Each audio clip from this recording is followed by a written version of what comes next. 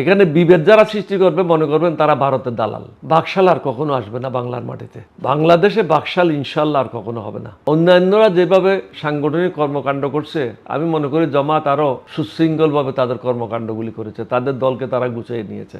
যদি যুদ্ধের সংখ্যায় 1,10,000 হয়, 30 লাখ মারা যাবে করতে। জনগণ নারী কি এতগুলি মারা হয় নাই? শেখ মুজিব পাকিস্তান জেল থেকে ছাড়া পাওয়ার পরে গেল কোথায়? ব্রিটেনে গেল, ইউকেতে, লন্ডনে গেল। লন্ডনে গিয়ে ওখানে আমাদের খুব প্রসিদ্ধ একজন সাংবাদিক সিরাজুল ইসলাম বিবিসির, ওনার সাথে তার প্রথম দেখা হয়। তিনি তখন সিরাজুল ইসলামকে জিজ্ঞাসা করছেন যে সিরাজ, সবাই আমাকে এক্সেলেন্সি বলতেছে কেন? বলছে, তখন উনি ওনাকে সম্বোধন করলেন বঙ্গবন্ধু হিসেবে। বলে, বঙ্গবন্ধু আপনি জানেন না বাংলাদেশ স্বাধীন হয়ে গেছে? বল, তাই নাকি? কখন হয়েছে বলো তো? সিরাজের কাছ থেকে তিনি লন্ডনে বসে জানতে পারলেন যে বাংলাদেশ স্বাধীন হয়েছে। তখন সিরাজের কাছে জিজ্ঞাসা করেছিল, এখানে কি কি হয়েছে বলো? বলছে, শুনেছি 3 লাখের মতো লোক শহীদ হয়েছে। তো 3 লাখকে উনি ইংরেজিতে 3 মিলিয়ন বলে ফেলছিলেন। এটাই সিরাজুল ইসলামের বইতে লেখা আছে। আমাদের 11টা সেক্টর ছিল। একটা সেক্টরে ম্যাক্সিমাম খুব বেশি ধরি 10,000 লোক ছিল যোদ্ধা। তাহলে 10,000 হলে 11টা সেক্টরে কত হয়? 1,10,000 হয়। তাহলে 30 লক্ষ মারা যাবে কোত্থেকে আমাকে বলেন? যদি যুদ্ধের সংখ্যায় 1,10,000 হয়, 30 লাখ মারা যাবে কোত্থেকে? জনগণ নারী কি এতগুলি মারা হয় নাই? আপনাকে তথ্য তো আছে, তথ্য ছাড়া তো না। 30 লক্ষ লোক কি সোজা কথা বলতেছেন আপনি? 30 লক্ষ লোক তো বিশাল একটা ব্যাপার। হয়তো 10,000 হইতে পারে, 15,000 হইতে পারে, 20,000 হইতে পারে, কিন্তু 30 লক্ষ তো হইতে পারে না। কিন্তু স্যার 30 লক্ষ লোক শহীদ হয় না, এটার আসলে যুক্তি কি? হয় না এর পেছনে গল্প? আপনাকে তো যুক্তি তো দিলাম, আপনাকে আর কিভাবে বলবো? যুদ্ধের সংখ্যা ছিল 1,20,000-এর বেশি না, 1,10,000-এর বেশি না। তাহলে এত লোক মারা যাবে কোত্থেকে যুদ্ধে? আর নিরপরাধ লোককে কজনকে তারা হত্যা করেছে?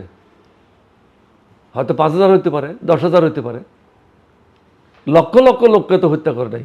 এটা হলো ভারতের বয়ান, শেখ মুজিবের বয়ান, শেখ হাসিনার বয়ান, বাংলাদেশের জনগণকে বিভক্ত করার জন্য। কারণ তারা চেয়েছে বাংলাদেশের জনগণকে বিভক্ত করে ধর্ম থেকে তাদেরকে বের করে নিয়ে আসা, এখানে নাস্তিকতা প্রতিষ্ঠা করা। নাস্তিকতা প্রতিষ্ঠা করতে পারলে তাহলে হিন্দুদের লাভ হইতো। ভারতের কারা আজকে লাভবান? হাসিনার আমলে কারা লাভবান হয়েছে? ভারত লাভবান হয়েছে। বাংলাদেশকে বিক্রি করে খেয়েছে, বাংলাদেশকে এগিয়ে যেতে দেয় নাই। স্যার, এই 54 বছর হলো বাংলাদেশ স্বাধীন, এর মধ্যে কোন রাষ্ট্রনায়ক বা কোন সংগঠন কি উদ্যোগ নেয় নাই যে আসলে সুনির্দিষ্ট 64 জেলার 56,000 বর্গ মাইলে যে যুদ্ধ অনুষ্ঠিত হয়েছে, কতজন লোক মারা গেছে, শহীদ হয়েছে, ক্ষতিগ্রস্ত হয়েছে, বা ভারত বা পাকিস্তান কত কি চুরি করে নিয়ে গেছে, এটা নিয়ে কি কোনো অনুসন্ধান হয়? অবশ্যই আছে, না থাকবে না কেন? সরকারের কাছে আছে। আমার মনে হয় এখন বাংলাদেশের সমস্যা অন্যগুলি। আপনি 1971-এ চিপে খেলে ইকুর মতো কোনো লাভ হবে না। এখন জাতির সামনে যে সমস্যাগুলি আছে, এটার থেকে কীভাবে উত্তরণ হবেন, এগুলি নিয়ে আমরা আলোচনা করেছি। এটার মধ্যে আমরা সীমাবদ্ধ থাকি। তারপর আরেকটা প্রশ্ন হচ্ছে যে, মানলাম যে শহীদের সংখ্যা নিয়ে বিভ্রান্ত, আমরা ওটা জানতে চাই না, অসুবিধা নাই, কিন্তু বর্তমানে মুক্তিযুদ্ধ নিয়ে ভুয়া মুক্তিযুদ্ধের তালিকা হচ্ছে, ওটা হবে না কেন? হাসিনা কি করেছে? তাদের দলে যারা 5 বছরের ছেলে ছিল তাদেরকেও মুক্তিযুদ্ধ করেছে, যারা লন্ডনে ছিল তাদেরকেও মুক্তিযুদ্ধ করেছে, যারা রিফিউজি ক্যাম্পে ছিল তাদেরকেও মুক্তিযুদ্ধ করেছে, যারা আমেরিকাতে ছিল তারাও মুক্তিযুদ্ধ করেছে। মুক্তিযুদ্ধ মানে কি? যারা অস্ত্র নিয়ে সম্মুখ যুদ্ধে অংশগ্রহণ করেছে তারাই মুক্তিযুদ্ধ। ওই রকম মুক্তিযুদ্ধ যদি হয়, বাংলাদেশের যখন 9 কোটি লোক ভিতরে কষ্ট করেছে তারাও তো মুক্তিযুদ্ধ। আপনি যদি লন্ডনে বসে মুক্তিযুদ্ধ হতে পারেন, তাহলে আরেকজন লোক যশোরে বসে যে কষ্টের জীবন যাপন করেছে, লন্ডনে তার কোনো কষ্ট হয় নাই, আমেরিকাতে তার কোনো কষ্ট হয় নাই, বা অন্য দেশে যারা ছিল তাদের কোনো কষ্ট হয় নাই।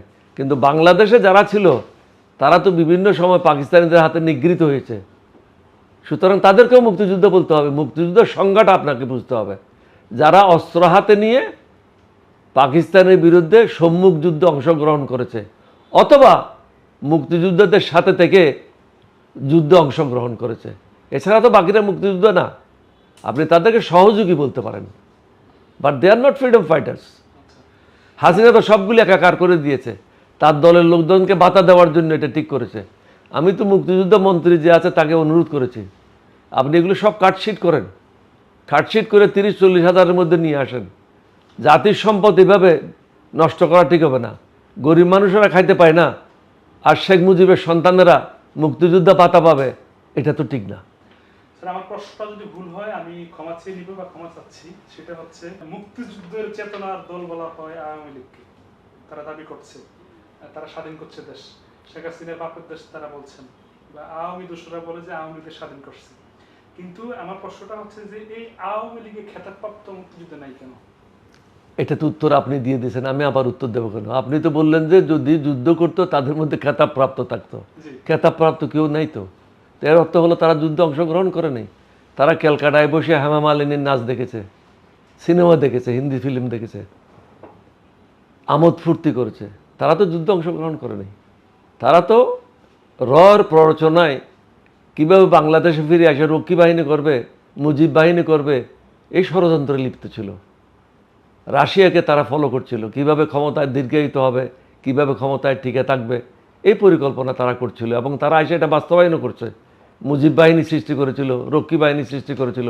আর্মির কোনো প্রাধান্য ছিল না, রক্ষী বাহিনী ছিল 1 নম্বর বাহিনী, তাদেরকে সব সুযোগ সুবিধা দেওয়া হতো। আর্মির অনেক অফিসারকে, অনেক অন্যান্য পদবীর লোকদেরকে রাস্তাঘাটে রক্ষী বাহিনী অত্যাচার করেছে, পিটিয়েছে। অনেক ঘটনা এরকম আছে, যার কারণে শেখ মুজিবকে যখন হত্যা করা হয় বাংলাদেশ সেনাবাহিনী উল্লাস করেছে। উল্লাস করার পিছনে একটাই কারণ, শেখ মুজিব আমোদ ফুর্তি করেছে, ভারতের দালাল হিসেবে কাজ করেছে, বাংলাদেশের জনগণের পক্ষে কোনো কাজ করে নাই। কারণ তার তো প্রসব বেদনা ছিল না, আমাদের তো প্রসব বেদনা ছিল। 9 মাস আমরা যুদ্ধ করেছি, কষ্টটা কি জিনিস, অস্ত্রের মুখে যাওয়া, গুলির মুখে যাওয়া যে কী কষ্ট, এটা তো শেখ মুজিব বুঝে নাই। সে তো পাকিস্তানের আতিথেয়তা গ্রহণ করে ওখানে মুরগি আর ছাগলের মাংস খেয়েছে। আর হাসিনা, তার যে প্রসব হয়েছে সেটা তো সেনানিবাসে হয়েছে। পাকিস্তান সেনাবাহিনীর সাহায্যে তার ছেলে, তাকে নিয়ে যাওয়া হয় সেনাবাহিনীর হসপিটালে, ওখানেই তো তার বড় ছেলে জয়ের জন্ম হয়, এবং পাকিস্তানের কাছ থেকে ভাতা পাইতো। আমি একাধিকবার আপনাকেও বলেছি, সবাইকে বলেছি। সুতরাং তারা পাকিস্তানকে গালি দেবে, তাদের মুখে এটা মানায় না, কারণ তাদের ভরণ পোষণ করেছিল পাকিস্তানিরা। তার ছেলে হয়েছে পাকিস্তানের সামরিক হসপিটালে। এটা হলো ভারতের বয়ান, তিনি ভারতের দালাল হিসাবে কাজ করেছেন। তাকে ভারতে প্রশিক্ষণপ্রাপ্ত করে বাংলাদেশে প্রেরণ করা হয়েছিল শহীদ রাষ্ট্রপতিকে, জিয়াউর রহমানকে হত্যা করার জন্য। শহীদ রাষ্ট্রপতি জিয়াউর রহমান যেদিন শাহাদত বরণ করেন, হাসিনা ধরা পড়েছিল কোথায়, আখাউড়া বর্ডারে, সাজদা চৌধুরী সহ 2 জন পলায় যাচ্ছিল ভারতে। তুমি যদি এই হত্যাকাণ্ডের সাথে জড়িয়ে না থাকো তাহলে তুমি ভারতে পলায় যাচ্ছিলে কেন? সাজদা চৌধুরী সহ আখাউড়া বর্ডারে ধরা পড়ে এবং তাদেরকে ফিরিয়ে নিয়ে আসে। কিন্তু শহীদ রাষ্ট্রপতি জিয়াউর রহমান তাদের প্রতি অত্যন্ত শ্রদ্ধাশীল ছিল, শেখ মুজিবের প্রতি শ্রদ্ধাশীল ছিল, যার কারণে হাসিনার বিরুদ্ধে কোনো পরবর্তী পর্যায়ে কোনো ব্যবস্থা কেউ গ্রহণ করে নাই। বিগত কয়েক বছর, কয়েক দশক যদি বলি, আমাদের বয়স যদি 20 বছরের কথা চিন্তা করি, আমরা দেখতাম যে জামাত বা বিএনপি বা আপনাদের ঘটনা যারা দল আছে, বা আপনার কথাও যদি বলি, আপনারা আত্মগোপনে ছিলেন বা দেশে বিভিন্ন জায়গাতে ছিলেন, পালাতে দেখি নাই দেশ ছেড়ে। আপনার দেখাতে সবচেয়ে বেশি পালিয়েছে, দেশ ত্যাগ করেছে কোন দলের নেতারা? আমি কখনো আমার ঘর ছেড়ে যাই নাই। বিগত 91 সালের পর থেকে কখনো আমি আমার ঘরের বাইরে থাকি নাই।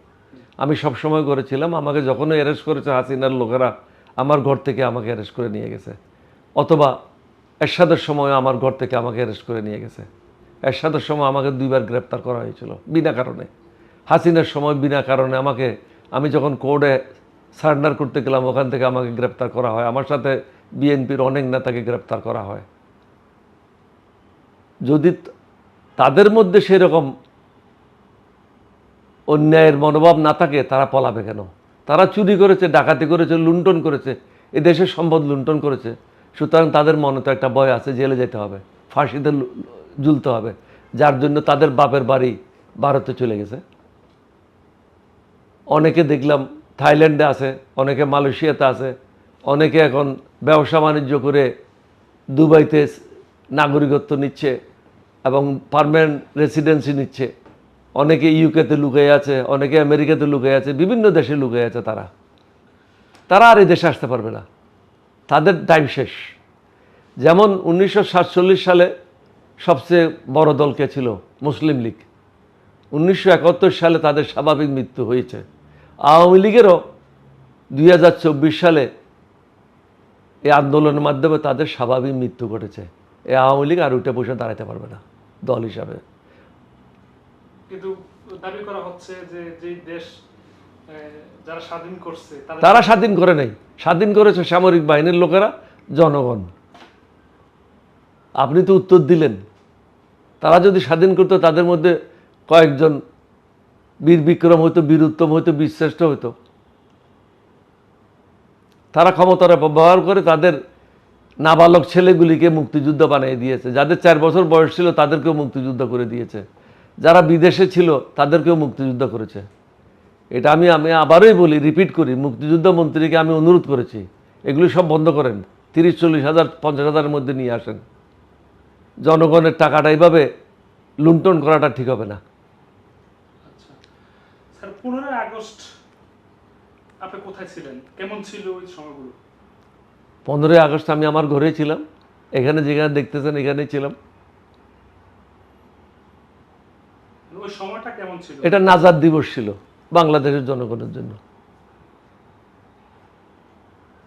জনগণ স্বৈরাচারের হাত থেকে মুক্ত হয়েছিল। আমরা যারা আর্মিতে ছিলাম, আমরা তার জন্য কোনো দুঃখ প্রকাশ করি নাই, কারণ আমাদের উপর সে জুলুম করেছিল রক্ষী বাহিনী দিয়ে। মুক্তিযুদ্ধ সে দেখে নাই, শুধু মুক্তিযোদ্ধাদেরকে তিনি সম্মান করতে জানে নাই। আচ্ছা, ওই সময়ে আর্মি দুঃখ প্রকাশ করে নাই? না, কেউ করেনি, উল্লাস করেছে বিভিন্ন ক্যান্টনমেন্টে।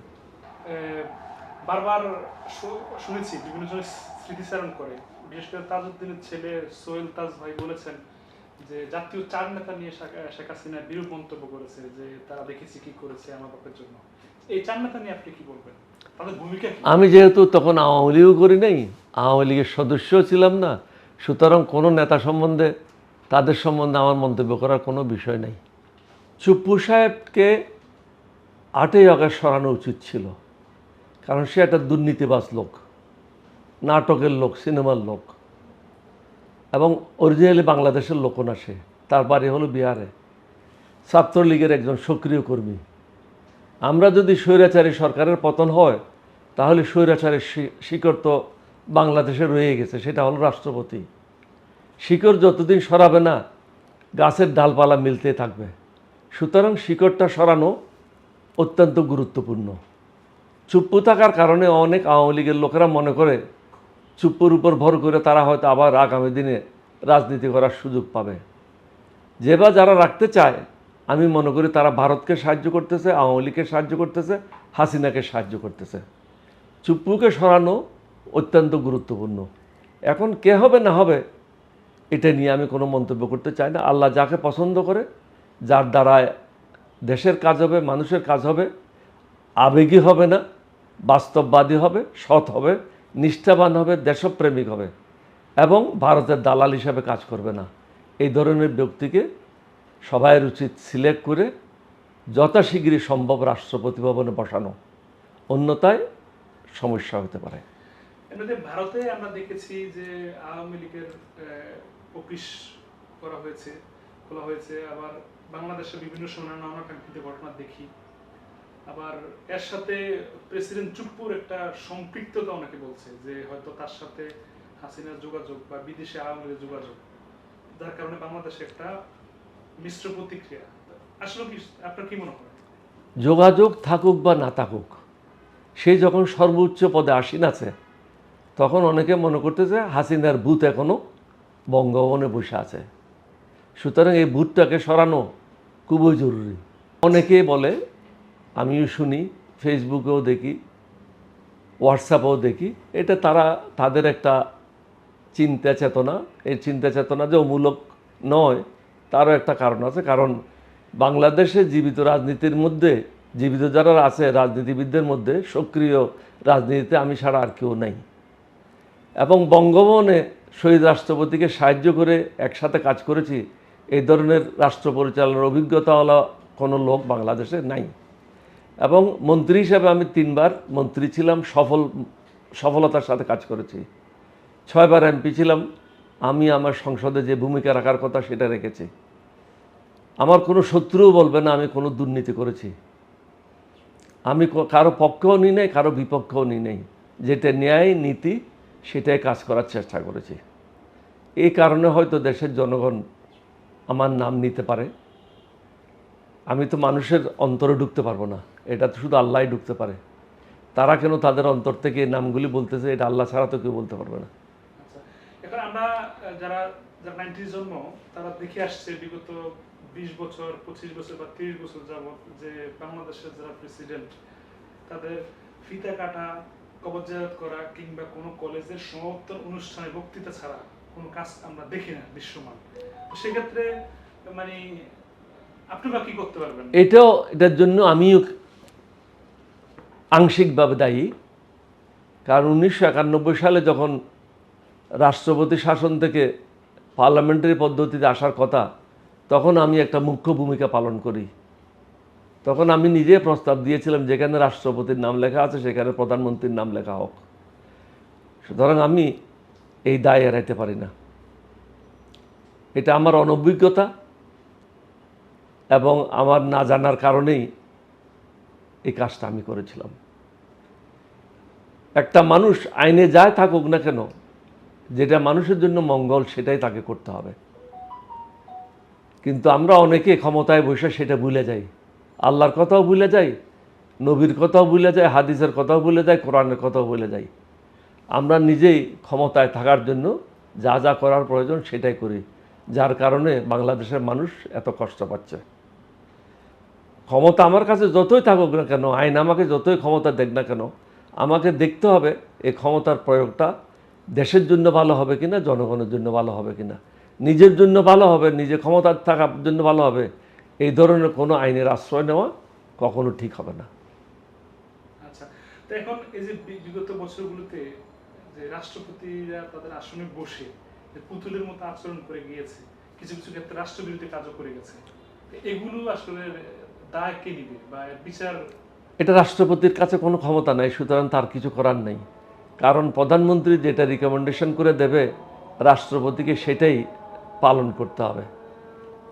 আমরা চেষ্টা করছি এবার সংস্কারের মাধ্যমে রাষ্ট্রপতিকে কিছু ক্ষমতায়ন করার জন্য, ভারসাম্য নিয়ে আসার জন্য। ভারসাম্য আসলে দেশের জনগণ উপকৃত হবে এবং প্রধানমন্ত্রী হিসাবে কেউ আগামীতে আর স্বৈরাচারী মনোভাব নিয়ে কাজ করবে না। তবে এখানে একটা গুরুত্বপূর্ণ বিষয় হচ্ছে, সংসদীয় পদ্ধতিতে সংসদে হলো সর্বময় ক্ষমতার মালিক এবং যিনি প্রধানমন্ত্রী হন তিনি সংসদ দ্বারায় পরিচালিত হন, সংসদের পরামর্শে কাজ করেন। সুতরাং তিনি যেটা রিকমেন্ডেশন দেন এটা রাষ্ট্রপতিকে অবশ্যই করতে হয়। রাষ্ট্রপতি যদি মনে করে এখানে ভুল ভ্রান্তি আছে, তাহলে এটা প্রাইভেটলি প্রধানমন্ত্রীর সাথে আলোচনা করে এটা নিরসন করতে পারে। তারপরেও যদি প্রধানমন্ত্রী মনে করে উনি সঠিক, পার্লামেন্ট সঠিক, তখন রাষ্ট্রপতির কাছে আর অন্য কোনো পন্থা থাকে না। প্রধানমন্ত্রী যেটা রিকমেন্ডেশন করে সেটাকে পালন করতে হয়। কারণ প্রধানমন্ত্রী এবং রাষ্ট্রপতি যদি একসাথে কাজ না করে দেশে বিশৃঙ্খলা সৃষ্টি হবে। সুতরাং এখানে প্রধানমন্ত্রীকে গুরুত্ব দিতে হবে, রাষ্ট্রপতিকেও প্রধানমন্ত্রীর সাথে আলোচনা করে কাজ করতে হবে। আমি আবারই বলি, যদি কোনো বিষয়ে রাষ্ট্রপতি মনে করে এটা ঠিক হচ্ছে না, তিনি আনঅফিসিয়ালি প্রধানমন্ত্রীর সাথে এটা আলোচনা করতে পারেন, টেলিফোনে আলোচনা করতে পারেন, এক জায়গায় বসে আলোচনা করতে পারেন। তারপরেও যদি প্রধানমন্ত্রী মনে করে প্রধানমন্ত্রী যেটা রিকমেন্ড করেছে ওইটাই ঠিক, তাহলে রাষ্ট্রপতিকে সেটাই দায়িত্বটা পালন করতে হবে। এখানে রাষ্ট্রপতি একদিকে দৌড়বে, প্রধানমন্ত্রী একদিকে দৌড়বে, দেশ চলবে না। রাষ্ট্রপতিকে সংসদ এবং প্রধানমন্ত্রীর সাথে পরামর্শ করে কাজগুলি করতে হবে। তাদের পরামর্শের বাইরে কোনো কাজ করার এখানে স্কোপ নেই, কোনো সুযোগ নেই, তাহলে বিশৃঙ্খলা সৃষ্টি হবে। জামায়াত এনসিপি যদি নির্বাচনে না যায় তাহলে পদত্যাগ করবে, এটা বলা হচ্ছে। আবার এটা বলা হচ্ছে যে সেনাবাহিনী ক্ষমতা নিয়ে নিবে, সেনা সমর্থিত বা যেটাকে বলা হয় জরুরি আইন জারি হবে। তো এই দুটো বিষয় নিয়ে আপনি কি বলবেন? আমি যেহেতু এই বিষয়গুলি জানি না, এনসিপি কি চিন্তা করতেছে তারা আমার সাথে কোনো আলোচনা করে নাই। জামাত কি করতে চায় বা কি করবে সেটাও আমার সাথে আলোচনা করে নাই। সেনাপ্রধানের সাথেও আমার সাথে কখনো দেশের ব্যাপার নিয়ে কোনো আলোচনা হয় নাই। সুতরাং অনুমান নির্ভর একটা বিষয়ের উপরে দায়িত্বশীল ব্যক্তির পক্ষে কোনো একটা মতামত দেওয়াটা ঠিক হবে না। যেহেতু আমি বিষয়টা জানি না, সেটার উপরে আমার কোনো মতামত নাই। আচ্ছা, তো এখন পরিস্থিতিতে যদি ডক্টর ইউনূস পদত্যাগ করেন বা সেনাবাহিনী যদি ক্ষমতা নেন বা সেনা সমর্থিত সরকারের মাধ্যমে যদি দেশ পরিচালিত হয়, লাভ ক্ষতির বিষয়টা কি, জাতির কপালে কি আছে? আমি আপনাকে আবারই বলতেছি, জাতির উদ্দেশ্যে অনুমান নির্ভর কোনো বিষয়ের উপরে মন্তব্য করাটা জাতীয় পর্যায়ের থেকে সমীচীন নয়। আগামী দিন কী হবে না হবে এটা আল্লাহ নির্ধারণ করবেন। যেটা মানুষের জন্য ভালো, দেশের জন্য ভালো, আল্লাহ রব্বুল আলামিন সেটা আমাদের সাহায্য করবেন। এটাই আমি কামনা করি, আল্লাহর কাছে প্রার্থনা করি, আল্লাহ যেন আমাদেরকে সঠিক পথে রাখেন। স্যার, কিন্তু আপনার যেহেতু অভিজ্ঞশীল একজন রাজনীতিবিদ, আপনি তো দেখে আসছেন, বিভিন্ন রকম আমল দেখে আসছেন, আপনি সেনা সমর্থিত ওয়ান দেখে আসছেন, বা এর আগে অনেক সুরেশার সময় দেখে আসছেন, তো সেটার ভিত্তিতে আপনার রাষ্ট্রের বিষয় কোনো শাসনে খারাপ না যদি আমি ভালো হই। যে ব্যক্তি ক্ষমতায় বসে সে যদি আল্লাহকে ভয় করে, আল্লাহর নবীকে ভয় করে, ধর্মের অনুশাসন অনুযায়ী কাজ করে, তাহলে সকল ধর্মের জন্য সেটা মঙ্গল হয়। যে কোনো লোক, আপনারা দেখেছেন শেখ হাসিনা সংসদীয় পদ্ধতিতে তিনি প্রধানমন্ত্রী হয়েছিলেন, কিন্তু তিনি পৃথিবীর সবচেয়ে একজন স্বৈরাচারী শাসক হিসাবে নিজকে প্রতিষ্ঠা করেছেন, অনেক লোককে হত্যা করেছেন। একইভাবে শেখ মুজিবুর রহমান যখন ক্ষমতায় ছিল, জাসদের হাজার হাজার নেতাকর্মীদেরকে হত্যা করেছে, হাসিনাও হত্যা করেছে। সুতরাং তারা হত্যাকারী হিসাবে ইতিহাসে চিহ্নিত হয়ে থাকবে। আপনার কাছে ক্ষমতা আছে এর অর্থ এই না আপনি এটা অপব্যবহার করবেন। আল্লাহ আপনাকে আমাকে ক্ষমতা দেন মানুষের মঙ্গলের জন্য, মানুষকে সাহায্য করার জন্য, দেশের উন্নয়ন করার জন্য, দেশের উন্নতি করার জন্য, মানুষকে সঠিক পথে পরিচালনা করার জন্য। সামাজিক মাধ্যমেও দেখি বা বিভিন্ন সভা সমাবেশে দেখি যে জামায়াতের তো আসলে 16 বছর বা তার বিশেষ সময় তারা সাংগঠনিক কোনো কাজ করতে পারে নাই। 5 আগস্টের পরে তারা সাংগঠনিকভাবে সভা সমাবেশ করছে। ভোটের মাঠে তাদেরকে একটা আবেদন অনেকে বলছে। একজন জ্যেষ্ঠ রাজনীতিবিদ হিসেবে আপনি কি বলবেন এই বিষয়ে? আপনি যেটা বলছেন এটা ঠিক না। জামাত হয়তো মাঠে ছিল না, কিন্তু তাদের কার্যক্রম কখনো বন্ধ হয় নাই। তারা ঘরোয়াভাবে তাদের কর্মকাণ্ড সবসময় পরিচালনা করে আসছে, প্রকাশ্যে করে নাই বা পত্রপত্রিকা এটা কভারেজ হয় নাই। অন্যান্যরা যেভাবে সাংগঠনিক কর্মকাণ্ড করছে, আমি মনে করি জামাত আরও সুশৃঙ্খলভাবে তাদের কর্মকাণ্ডগুলি করেছে, তাদের দলকে তারা গুছিয়ে নিয়েছে। বরং আমরা মাঠে ময়দানে দৌড়ে মারপিটে খেয়েছি, জেলে গিয়েছি। হাসিনার সময় আমাকে জেলে যেতে হয়েছে, আমার বিরুদ্ধে মামলাও হয়েছিল, একাধিক মামলা হয়েছিল। আমার বিরুদ্ধে 3বার দুদকের মাধ্যমে 3বার আমার বিরুদ্ধে ইনকোয়ারি করেছে। আল্লাহর মেহরবানি, আমার নবীজির দয়া, আমার বিরুদ্ধে কোনো দুর্নীতি প্রমাণিত হয় নাই। শেষ পর্যন্ত আমাকে একটা সার্টিফিকেট দিয়েছে যে আপনার বিরুদ্ধে কোনো দুর্নীতি নেই। তারা তাদের সাংগঠনিক কর্মকাণ্ড, আমি বলেছি আপনাকে, তারা সব সময় চালাই গেছে। কেউ প্রকাশ্যে করেছে, কেউ অপ্রকাশ্যে করেছে। সাংগঠনিক কর্মকাণ্ড কারো বন্ধ হয় নাই। মানে তাদের দাওয়াতের কাজটা তারা অব্যাহত রেখেছিল। আচ্ছা, যে ভোটের মাঠে যে কথা বলা হচ্ছে, আসন বিন্যাস বা ভোট, কত পার্সেন্ট ভোট, এই বিষয়ে আপনি কি বলবেন? এগুলির উপর আমার খুব একটা আস্থা নেই। এটা দেখি মাঝে মাঝে পত্রপত্রিকায়, এটাতে কত দূর যুক্তিসঙ্গত সেটা অনেক প্রশ্ন আছে। আপনি যাদের মতামত নিলেন, কত পার্সেন্ট লোকের মতামত নিয়ে কত পার্সেন্ট লোকের সম্বন্ধে বলছেন। আপনি যদি 200 লোকের মতামত নিয়ে 18 কোটি লোকের কথা বলবেন, তাহলে এটাতে টিকতো না। ভোটারের সংখ্যা 12 কোটি, আপনি হয়তো 1200 লোকের মতামত নিলেন। 1200 লোকের মতামত নিয়ে তো 12 কোটি লোকের মতামত আপনি এখানে অন্তর্ভুক্ত করতে পারেন না। সুতরাং এগুলির মধ্যে খুব একটা যুক্তি আছে এটা আমি বিশ্বাস করি না। স্যার, এখন ভোটের কথা বলা হচ্ছে, নির্বাচনের তারিখ নিয়েও অনেক রকম আবেদন, প্রহসন, প্রতিহিংসাত্মক বক্তব্য আমরা দেখছি, কিন্তু সচেতন যারা নাগরিক তারা বলছেন যে ভোট সম্পাদন তো করতে গেলে পুলিশের একটা বড় ভূমিকা থাকবে। যেখানে পুলিশ নাই, পুলিশ সব জায়গাতে এখন আসছে না, তাহলে ভোটটা কিভাবে হবে? আর ভোট যদি হয়, অনেকে বলছে যে সবচেয়ে ভয়ঙ্কর রকমের একটা ভূমিকা অথবা কু করবে পুলিশ। এই বিষয়ে আপনি কি বলবেন? আমার মনে হয় এটা ঠিক। আমি যেটা প্রেস কনফারেন্স করে গত মঙ্গলবারে বলেছি যে নির্বাচনের পূর্বে অবৈধ অস্ত্র যেগুলি আছে মাঠে, আওয়ামী লীগের অন্তত আমার জানা মতে 16,000 অবৈধ অস্ত্র আছে তাদের নেতাকর্মীদের কাছে। এছাড়াও পুলিশের কাছ থেকে যেগুলি লুণ্ঠন করা হয়েছিল সেই অস্ত্রগুলি এখন উদ্ধার হয় নাই। সুতরাং এই অস্ত্রগুলি মাঠে রেখে আপনি নির্বাচনে গেলে কতদূর সুষ্ঠু নির্বাচন হবে এটা একটা চিন্তার বিষয় রয়েছে। ডক্টর ইউনূস সাহেব তিনি বারবার বলছেন এটা সুষ্ঠু অবাধ নিরপেক্ষ নির্বাচন হবে। তবে উনাকে আমি অনুরোধ করব স্বরাষ্ট্র মন্ত্রণালয়ের মাধ্যমে আগে তিনি এই অস্ত্রগুলি উদ্ধারের ব্যবস্থা নিক এবং বিভিন্ন জায়গায় যারা বিতর্কিত লোক, যারা সমাজের জন্য বোঝা, দেশকে ধ্বংসের দিকে ঠেলে দিতে চায়, তাদেরকে গ্রেপ্তার করে জেলে আবদ্ধ করা হোক, তাদের বিরুদ্ধে শাস্তির ব্যবস্থা করা হোক। যারা ভালো মানুষ তাদেরকে শান্তিতে থাকতে দেন, যারা সমাজের জন্য বোঝা তাদেরকে জেলে নিক্ষেপ করেন, কারণ এরা দেশের মঙ্গল চায় না। ঢাকা বিশ্ববিদ্যালয়ের ভিপি নির্বাচনের ক্ষেত্রে এটা নিয়ে আবার একটা আবেদন তৈরি হয়েছে, তো এবং কি নির্বাচন অনুষ্ঠিত হতে যাচ্ছে সামনে, এ বিষয়ে আপনার মন্তব্য কি?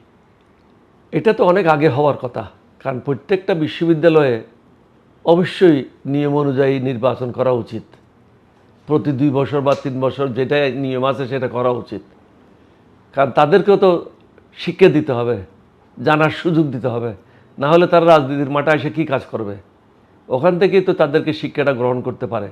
যারা চাকরিতে যাবে বিশ্ববিদ্যালয় থেকে বেরিয়ে তারা চাকরিতে যাবে, যারা গবেষক হতে চায় তারা গবেষণা করবে, যারা বৈজ্ঞানিক হতে চায় তারা বৈজ্ঞানিক হবে, কেউ পাইলট হবে, কেউ আর্মিতে যাবে, কেউ এয়ারফোর্সে যাবে, কেউ নেভিতে যাবে, কেউ বিভিন্ন জায়গায় চাকরিতে চলে যাবে, বিদেশে চলে যাবে।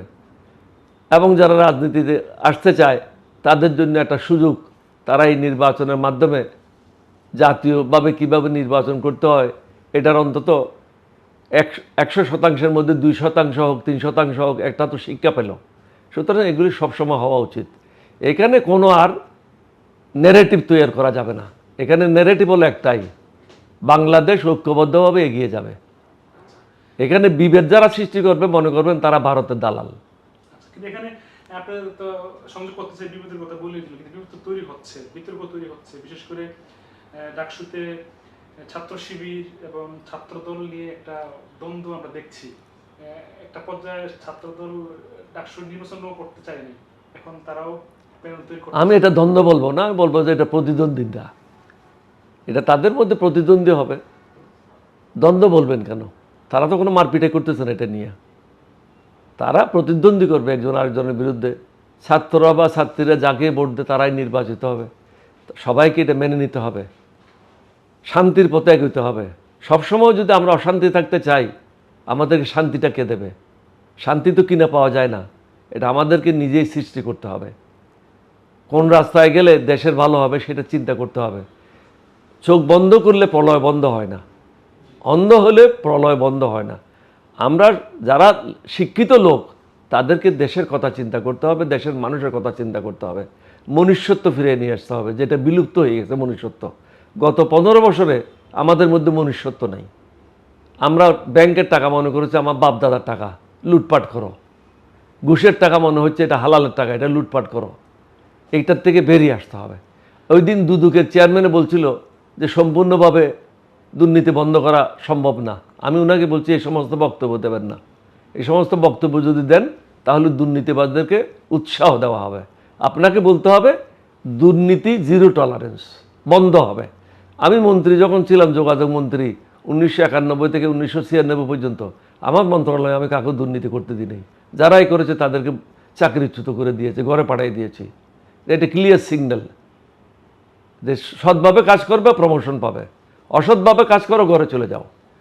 আপনি এটা লক্ষ্য করেছেন কিনা যে ছাত্রলীগ, যুবলীগ বা আওয়ামী লীগ যেভাবে জামাত অথবা শিবিরকে নিয়ে কথা বলতো, ঠিক একই ভাষায় আমরা ছাত্রদল বা যুবদলের মধ্যে দেখতে পাচ্ছি। আর আপনি দুই একটা মিছিল বা স্লোগান লক্ষ্য করেছেন কিনা যে যেটা মানে কলকাতার মিছিল, যে তুমি কে আমি কে, বাঙালি বাঙালি, বা জামাত শিবির রাজাকার, এই মুহূর্তে বাংলা স্যার, এই বিষয়গুলো আমি সবাইকে অনুরোধ করব আবেগী না হয়ে বাস্তববাদী হন। কাকেও আঘাত করা, কারো ক্ষতি করা এটা আল্লাহ কখনো সহ্য করবে না। এখন আল্লাহ মাফও করবে না। কতগুলি গুণ আছে যেগুলো আল্লাহ মাফ করবে না।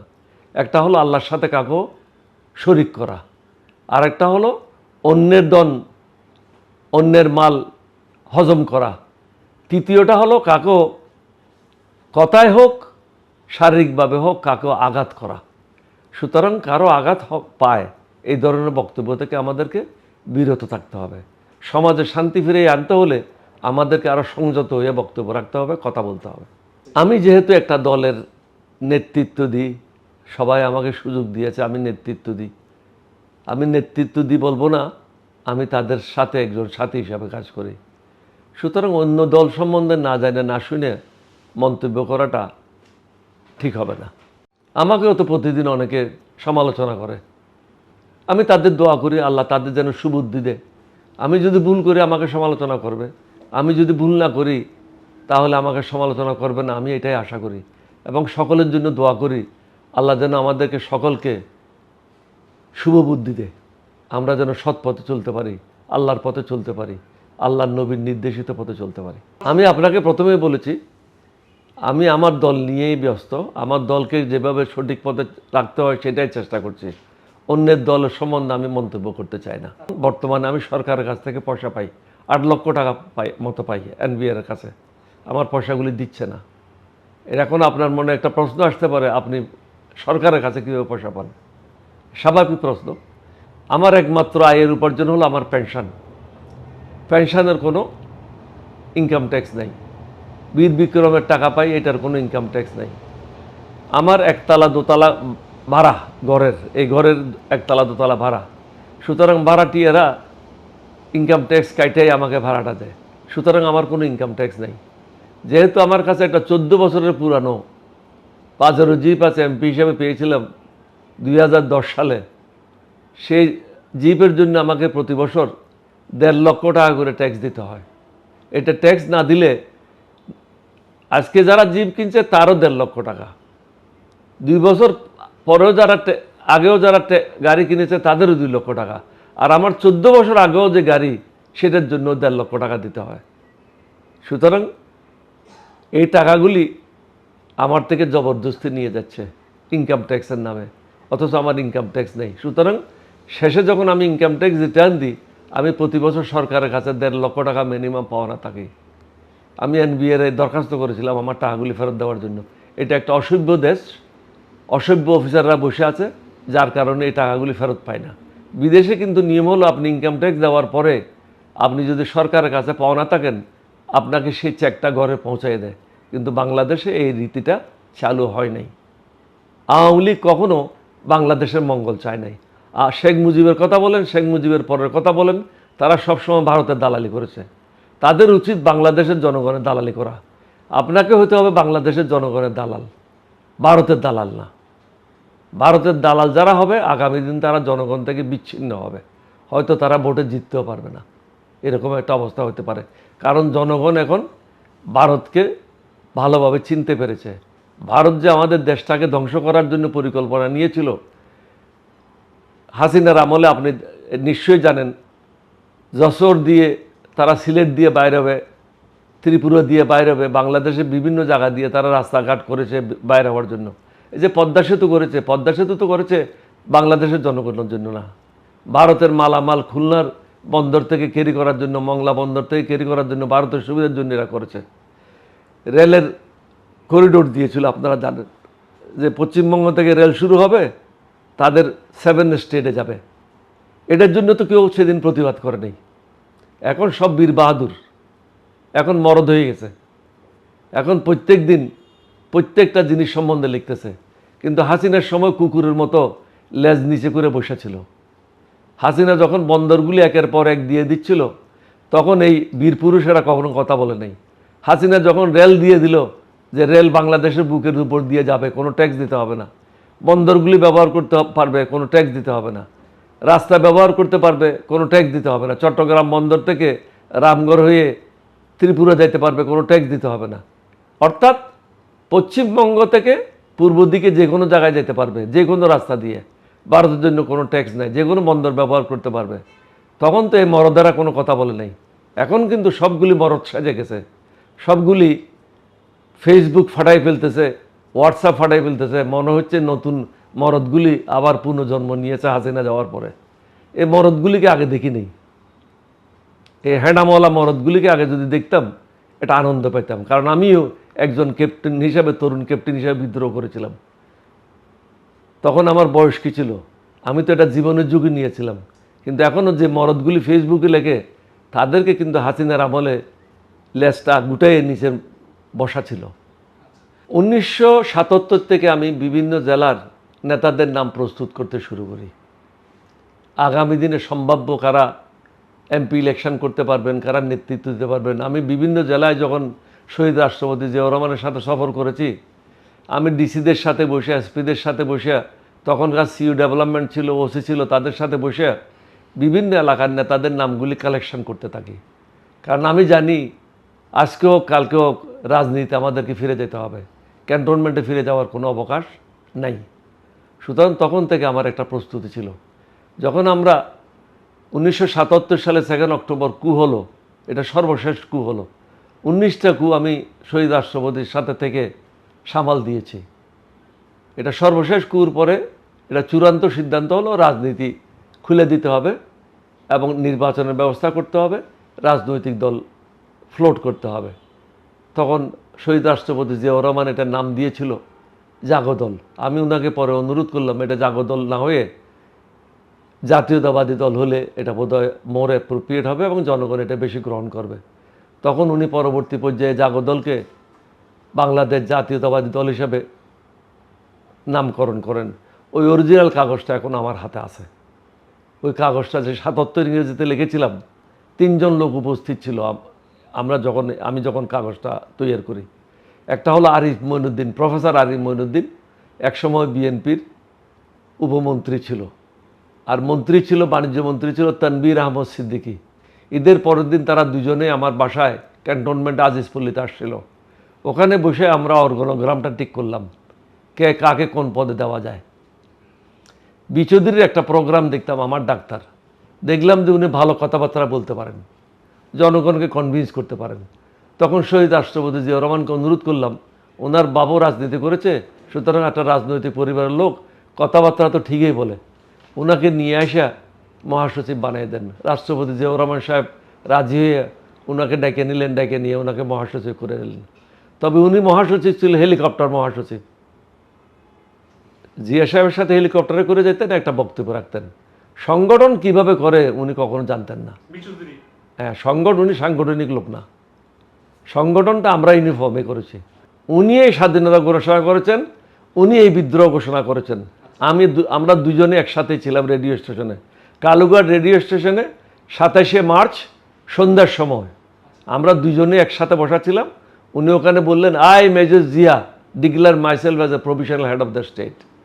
এটা উনি বলেছেন, আমি পাশে বসা ছিলাম। সুতরাং আমি কারোর থেকে শুনা বা সাবিনা ইয়াসমিনের গান শুনে এগুলি বলছি না। আমার প্রশ্নটা হচ্ছে যে তিনি মিলিটারি অফিসার ছিলেন, কিন্তু তিনি কিভাবে আসলে জননেতা হয়ে গেলেন, বা এখানে কর্নেল ওলি সাহেবের অবদান বা ভূমিকা কি ছিল? যেহেতু এটার সাথে আমি জড়িত, আমি এটা বলতে চাই না। আমরা দুজন এক ভাইয়ের মতোই ছিলাম, এক প্রাণের মতোই ছিলাম, এক সুরে কথা বলতাম, যাই কিছু করতাম আমরা দুজনে আলোচনা করে করতাম। এটা বেগম জিয়া জানেন ভালো করে, তিনি বলবেন কিনা আমি জানি না।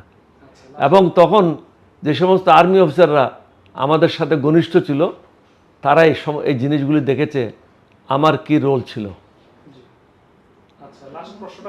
যেমন জেনারেল নুরুদ্দিন সাহেব, তিনি আর্মি চিফ ছিলেন, তিনি জানেন আমি শহীদ রাষ্ট্রপতি জিয়ার সাথে কিভাবে কাজ করেছি।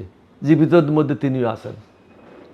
মেজর কামরুল আছে, তিনি স্বরাষ্ট্র মন্ত্রণালয়ের সাথে কাজ করেছেন, তিনিও দেখেছেন আমি কিভাবে বঙ্গভবন থেকে পুরো রাষ্ট্র কাজ করেছি, প্রেসিডেন্ট জিয়াকে সাহায্য করেছি, রাষ্ট্র পরিচালনার কাজে কিভাবে অভিজ্ঞতা অর্জন করেছি। আমরা কাকেও ছাড় দিই নেই, যেইবার যারা অন্যায় কাজ করেছে তাদেরকে শাস্তির আওতায় আনা হয়েছে। এখানে কোনো কারো প্রতি কোনো দয়া দাক্ষিণ্যের কোনো অবকাশ ছিল না। বাকশাল আর কখনো আসবে না বাংলার মাটিতে, বাংলাদেশে বাকশাল ইনশাল্লাহ আর কখনো হবে না। আল্লাহ রসুলও বলে গেছেন কোন শাসনের পরে কোন শাসন আসবে, সুতরাং এটার কোনো ব্যত্যয় ঘটবে না। আমি এটা পুনরাবৃত্তি করতে চাই না। আল্লাহ রসুলকে জিজ্ঞাসা করা হয়েছিল, কোনো সাহাবী জিজ্ঞাসা করেছিলেন, ইয়া রসুল্লাহ আপনার পরে কি হবে? আল্লাহ রসুল পরিষ্কারভাবে বলেছেন, এখন কি, পরবর্তীতে কি, কিয়ামত পর্যন্ত কি শাসন হবে। আল্লাহ রসুল এটা ব্যাখ্যা দিয়ে গেছেন, সুতরাং এটার কোনো ব্যত্যয় হবে না। আচ্ছা, যদি বলা হয় ইতিহাসে শেখ মুজিবুর রহমান কেন এত বিতর্কিত? উনি বিতর্কিত কাজ করেছেন, এই জন্য বিতর্কিত। উনি রক্ষী বাহিনী খাড়া করেছেন, আর্মির উপরে তাদেরকে জায়গা দিয়েছেন, ভারতের দালাল হিসাবে কাজ করেছেন, এই জন্য বিতর্কিত। তিনি মুক্তিযুদ্ধে সবাইকে সরওয়ার্দী উদ্যানে বলল, যার যেটা আছে লাঠি সোটা নিয়ে তুমি তৈয়ার হও। জেনারেলের যুদ্ধ ডিক্লেয়ার করলো আর জেনারেল পলাই গেল। এটা কিভাবে হলো? তুমি সেনাপতি, প্রধান সেনাপতি, তুমি যুদ্ধ ডিক্লেয়ার করছো আর তুমি পলায়ন করলো পাকিস্তানে, এটা কিভাবে হলো? সেনাপতি তো সামনে থেকেই যুদ্ধ পরিচালনা করবে, সেনাপতি তো পলায়ন করে না। তা আমাদের তখন সেনাপতি পলায়ন করলো কেন? সরওয়ার্দী উদ্যানে আমাদেরকে বলে দিল তোমরা লাঠি সোটা যার যেটা আছে সেটা নিয়ে তৈয়ার হও, আর উনি রাত্রিবেলা স্ত্রীওয়ালা ভালো মার দেওয়া কাপড় চোপড় পরে পাকিস্তানিদের হাতে আত্মসমর্পণ করলেন।